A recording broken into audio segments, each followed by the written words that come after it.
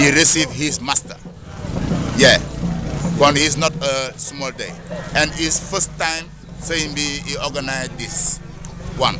He are in Thies, near to Dakar, between Dakar to Touba. In the middle, Thies in the big city from Mamsha Ibrafa. Yeah.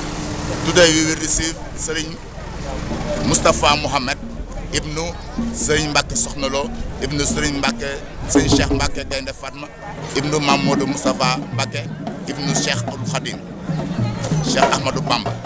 Wow, it's not a little day. And we welcome everybody and we tell everybody we are here for celebrating, chanting and praying for all over the world.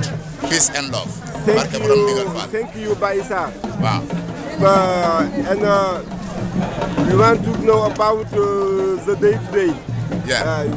We see today all the Baifal and Yaifal are here to waiting of the Sheikh, and we are very interesting today to know what about the day today. This is what I tell you.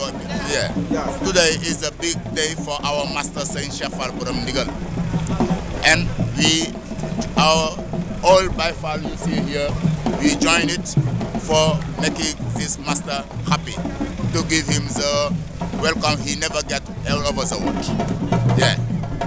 Thank you, Baisa. We are very happy to speak with you. Yeah. Jërëjëf Serigne Cheikh Fall Ndigal. Waaw jaajëfal te greetings to Borom Ndigal Fall. Wherever you go, whatever you see, Baifal is a mighty one. Mbacke Cheikh Ibrahima. Jërëjëf Baifal.